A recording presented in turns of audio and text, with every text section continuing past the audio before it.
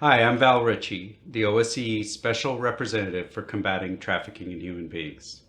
I'd like to thank Bulgaria's National Commission for Combating Trafficking in Human Beings for convening this meeting.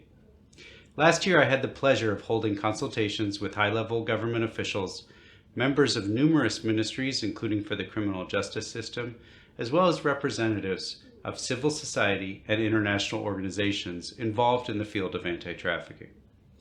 During my visit, I identified several good practices and some areas of opportunity for Bulgaria to focus more attention.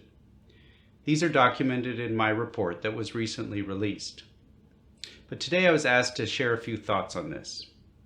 Bulgaria's trafficking profile has been challenging given its status as one of the key countries of origin for various forms of trafficking across Europe.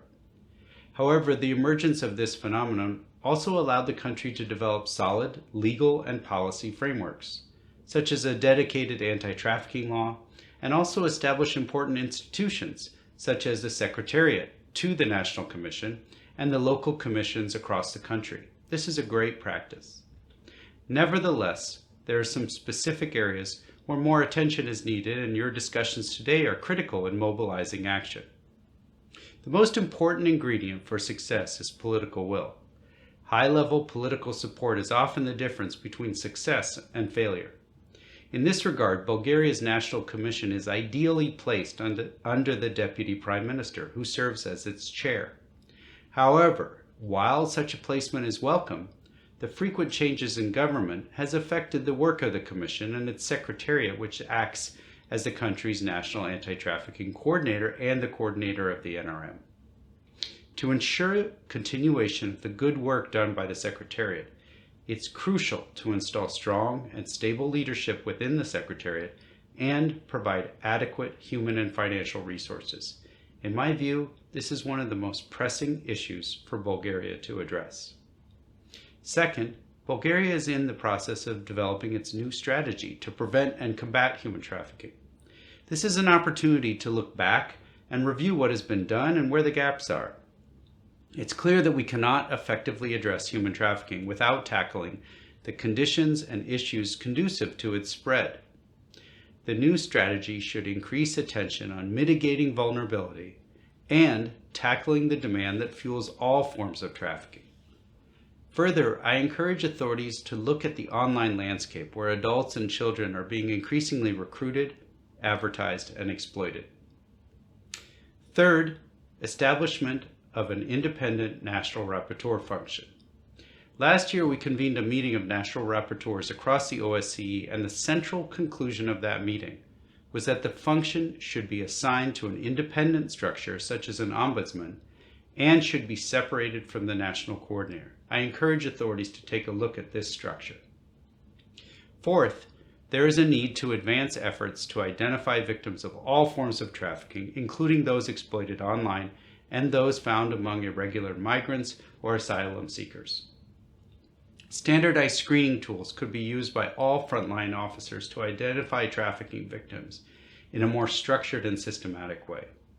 Collaboration with civil society organizations, private companies, including tech companies, and financial services should be strengthened to ensure a proactive approach to identification.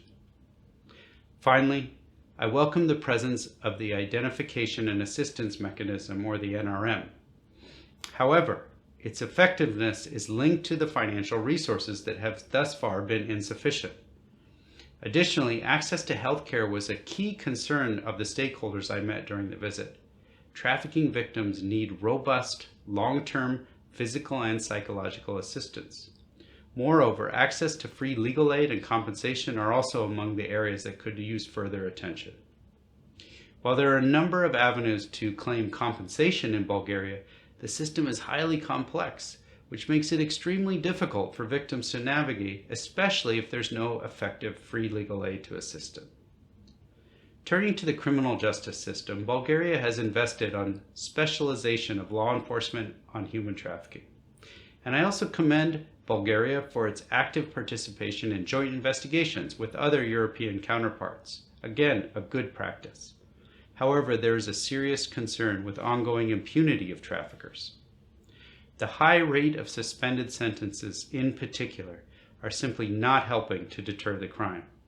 As I outline in the report, suspended sentences convey precisely the wrong message to perpetrators. The message that commission of this crime will not carry serious consequences and thus is a low-risk, high-reward offense. Likewise, suspended sentences deny victims the justice they deserve, put their safety at risk because the perpetrator is not confined, and undermine faith in the criminal justice system for all other victims. There is an urgent need to examine this practice and develop sustained and regular capacity building for all criminal justice practitioners, including the judiciary.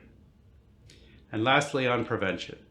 As I mentioned earlier, being one of the main countries of origin for trafficking in Europe, focusing on prevention is crucial for Bulgaria, including attention to all forms of trafficking, such as trafficking for sexual exploitation, forced labor, forced sham marriages, forced criminality, and trafficking of pregnant women for babies. That means more work needs to be done in both reducing the demand for exploited sex or labor, monitoring recruitment agencies, and empowering labor inspectors with a strong and effective mandate. I hope this overview is helpful as Bulgaria works to improve its national response. Thank you so much for your attention. I wish you a fruitful discussion.